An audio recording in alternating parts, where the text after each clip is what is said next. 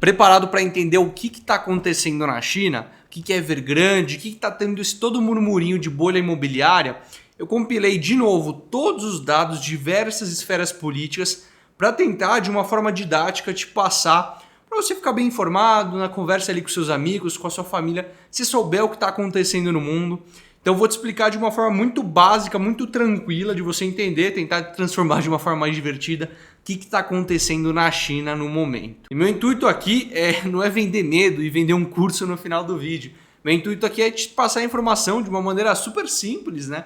Então eu espero muito que você goste e todas as referências que eu utilizei para minha procura, eu deixo sempre referenciado aqui embaixo nas descrições, por caso você queira se aprofundar mais no tópico, eu deixo isso uma jornada de conhecimento para vocês. Porque, claro, aqui eu não vou entrar em termos tão técnicos, até para deixar mais fácil para a pessoa que está sendo introduzida no tema agora, até para aquela pessoa mais avançada. Então esse vídeo eu tento fazer um compilado para todos, para entender de uma forma mais unificada o que está acontecendo. E vamos logo falar o que está acontecendo, o que é Evergrande, por que isso é importante, o que a China vai fazer para resolver toda essa situação, se ela vai fazer alguma coisa. E por fim, para o vídeo ficar mais pessoal, algo mais único, eu preparei uma série de especulações por tudo que eu estudei de economia. Então eu vou dar um pouco da minha opinião no final também para deixar esse vídeo um pouco mais pessoal, não deixar como um noticiário qualquer. Então vamos lá, vamos começar o que está acontecendo no geral e depois eu vou explicar mais um pouquinho sobre essa empresa chamada Evergrande. Mas antes disso eu vou fazer um cafezinho ali que tá um friozinho aqui, eu preciso aquecer a alma. Xícara na mesa, eu acho meio creepy, eu que tô na foto aqui assim, bonitinho, nada a ver, né? É a foto do meu canal, inclusive. Vamos lá, vamos contar o que está acontecendo na China, sem nenhum tipo de especulação, sem nenhum tipo de baboseira de teorizar o que está acontecendo, o que não está acontecendo, eu quero trazer fatos. E quando a gente fala de fatos na China é muito difícil, porque eles são um país pouco aberto. O que isso quer dizer? Que não tem muito dado, muita informação de fato confiável.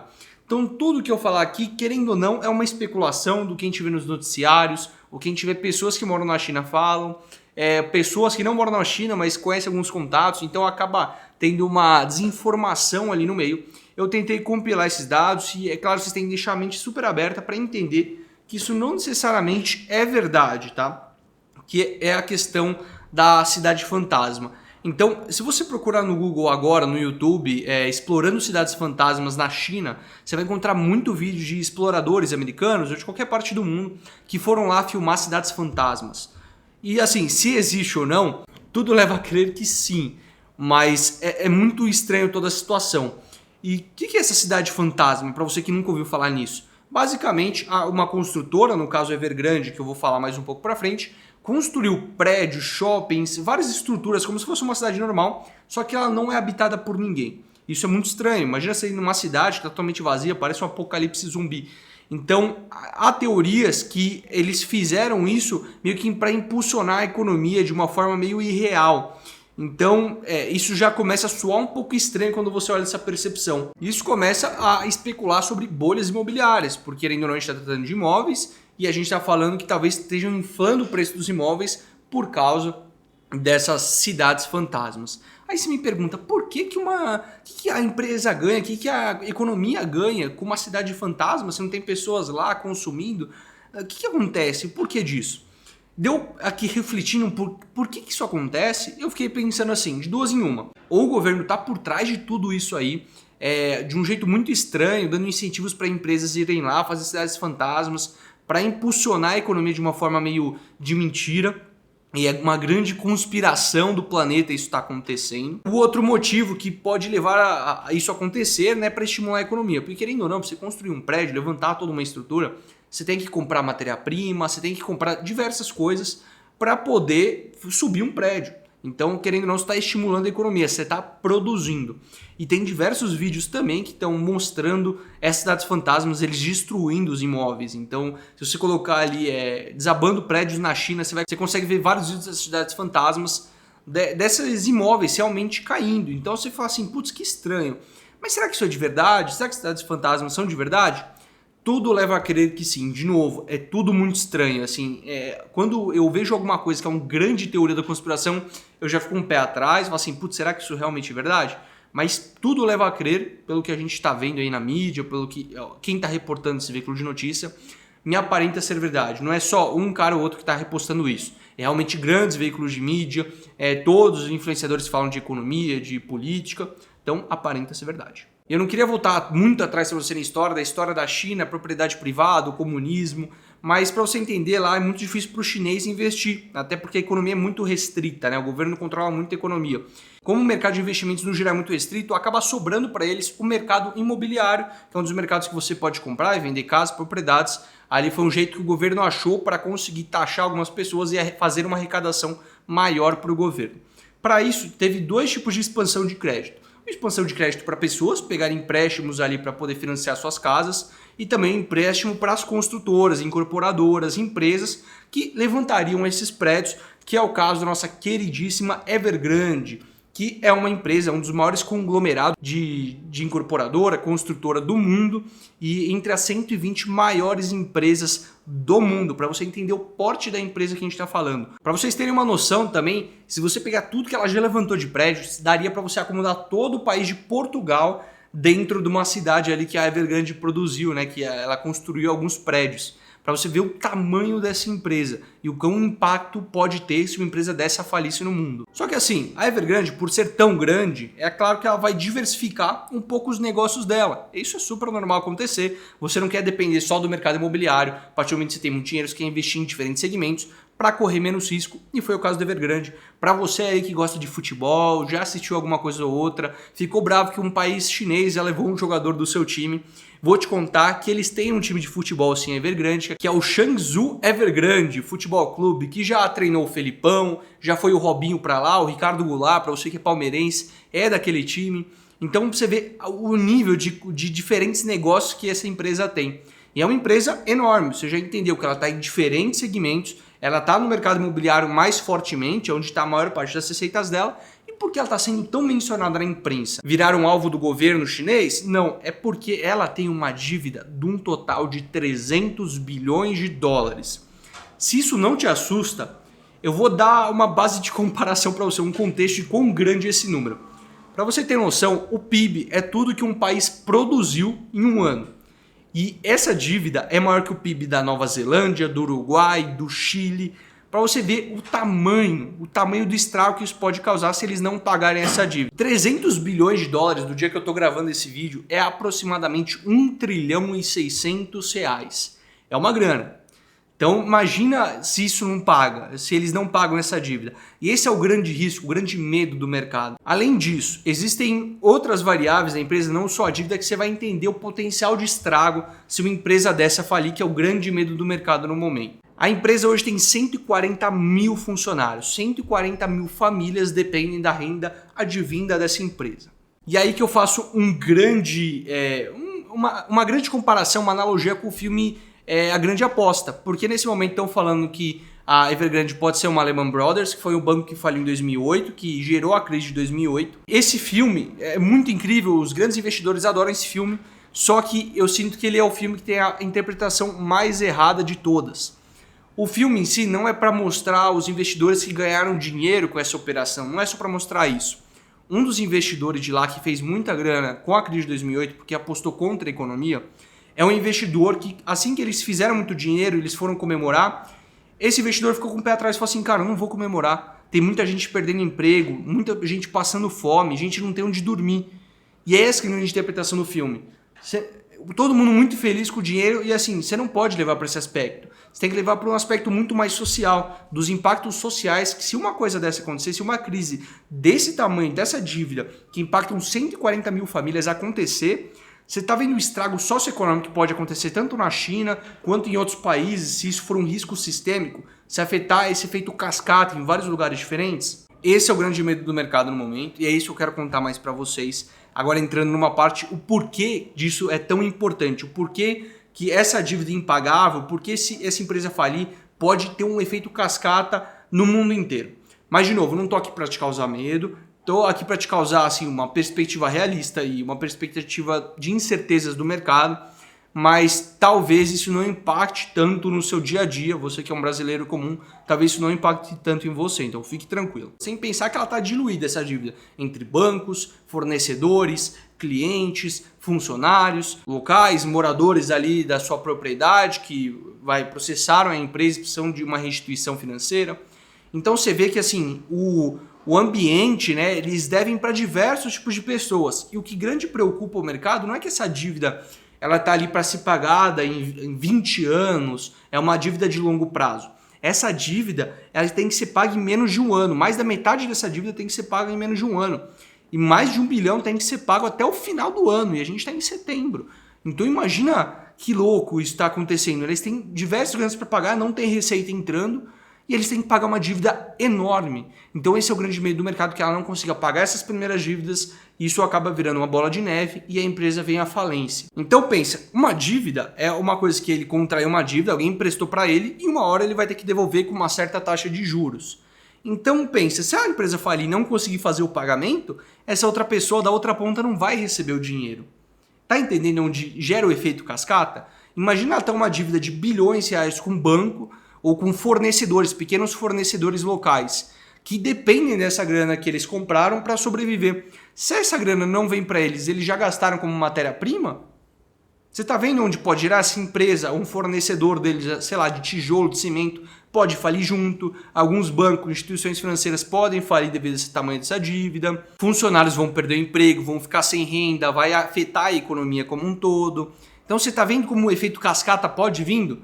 Pode ir acrescentando? Esse é o maior medo do mercado no momento. E você entender a importância disso, você entender aonde está sendo gerados efeitos cascatas, vai te abrir a mente para os negócios em geral, para você ver uma próxima crise, uma próxima empresa e não pensar apenas em oportunidades de investimento, que é um pensamento muito egoísta, assim, que eu vejo os influenciadores falando, quase comemorando uma crise como essa. Olha, a crise está vindo, oportunidades de negócio. Você está vendo como diversas esferas da sociedade estão sendo impactadas. E, por exemplo, aqui no Brasil, para trazer um pouco mais da nossa realidade, que impacte os produtores de minérios no Brasil. Então imagina a Vale perdendo mais do que 50% da receita deles, que não é o caso real, estou fazendo uma suposição para trazer mais para o seu dia a dia.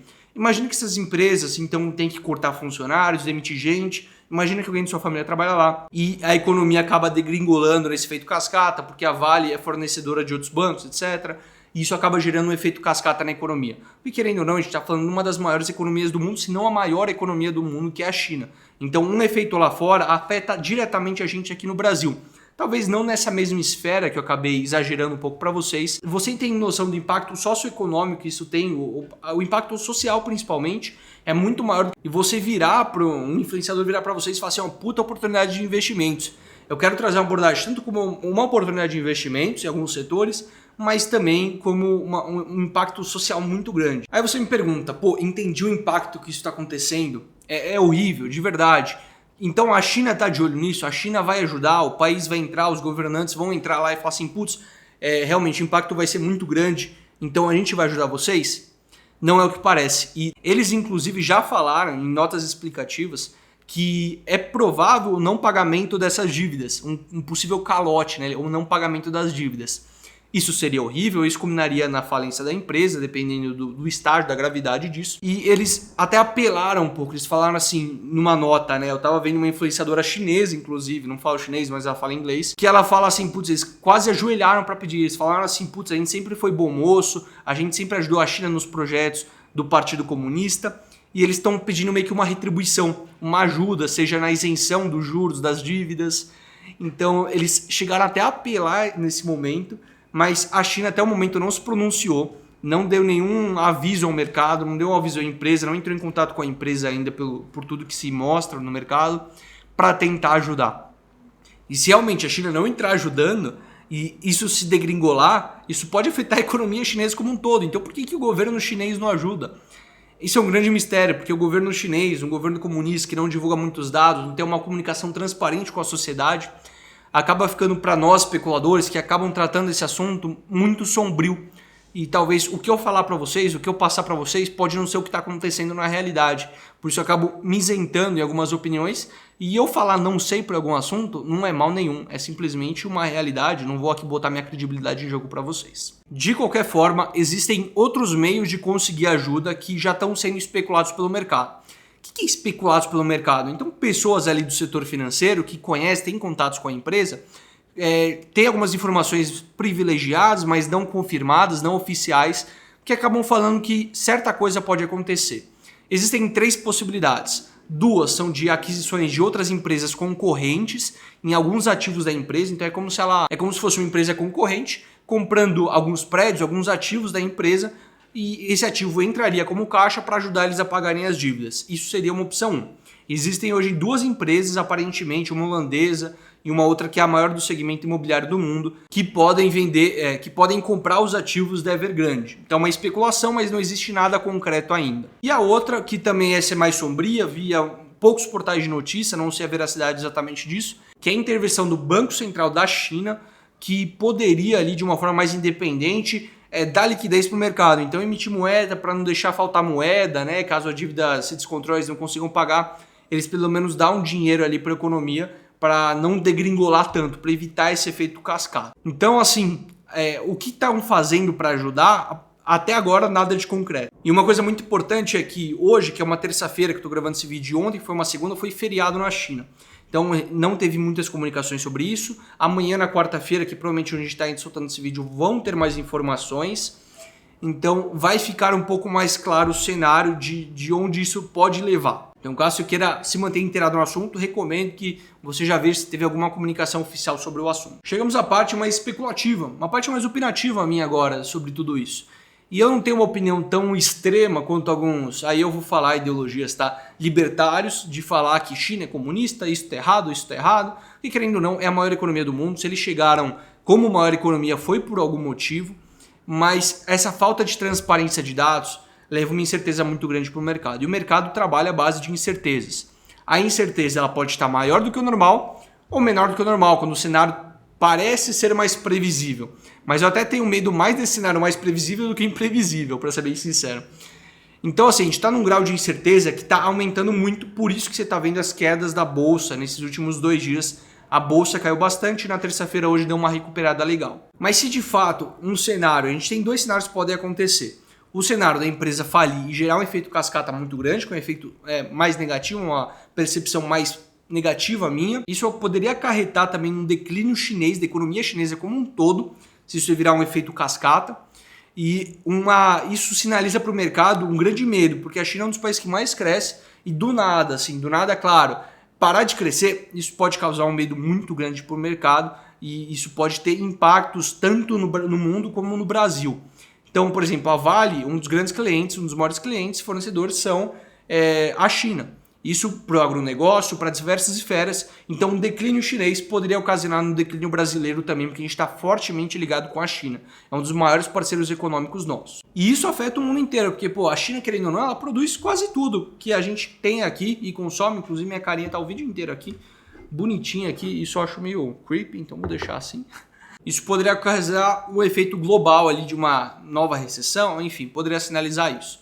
Ou uma perspectiva mais otimista, que o governo chinês conseguiria ajudá-los, ou que esse efeito, mesmo que a empresa venha à falência, não vire um efeito cascata e seja um efeito único, que a grande responsabilidade seja a irresponsabilidade dos gestores da empresa no geral, que não souberam controlar suas dívidas, e eles seriam penalizados na justiça, teriam que pagar essas multas de alguma forma, mas não geraria um efeito cascata tão grande. Então, de qualquer fato, da onde gerou essa crise? Pode ser tanto pela irresponsabilidade dos caras lá que estão ali fazendo a gerência, quanto pode ser uma responsabilidade do governo chinês por ter deixado fazer essas cidades fantasmas, por ter deixado gerar essa crise imobiliária que falam que é a maior de todos os tempos. Só o tempo vai deixar a gente descobrir se é verdade ou não. De qualquer forma, a gente vê ali um crescimento considerável no VIX, que é aquele índice do medo que a gente tanto falou na economia. Teve uma grande crescida ali de em torno de 20% aproximadamente nesses últimos dias. Ações como a Vale caíram, então podem gerar oportunidades de negócio para quem pensa em se tornar sócio apenas pela valorização da empresa, pode se tornar uma oportunidade. Eu, particularmente, tenho uma tese de investimentos um pouco diferente. Eu compro empresas ali que não têm impactos ambientais, não invisto em empresas apenas por valorização do meu dinheiro, é algo muito mais conceitual do que algo financeiro. Então esse é meu posicionamento em como eu vou lidar com a estratégia de investimentos hoje. De qualquer forma, esse cenário, essas 2 hipóteses que eu falei, não sei qual é mais provável. Isso aí eu vou deixar quando mais informações vierem à tona. E eu vou deixar tudo isso com vocês com minha bolinha de cristal. Minha bolinha de cristal ali vai fazer as previsões. Não vou me arriscar em falar nada, porque não tenho tanta propriedade quanto analistas que têm mais informações, e até quem tem pode errar porque, infelizmente, temos uma falta grande de transparência de dados. Espero que tenha gostado desse formato. Para mais temas e sugestões, deixem aqui embaixo e até mais.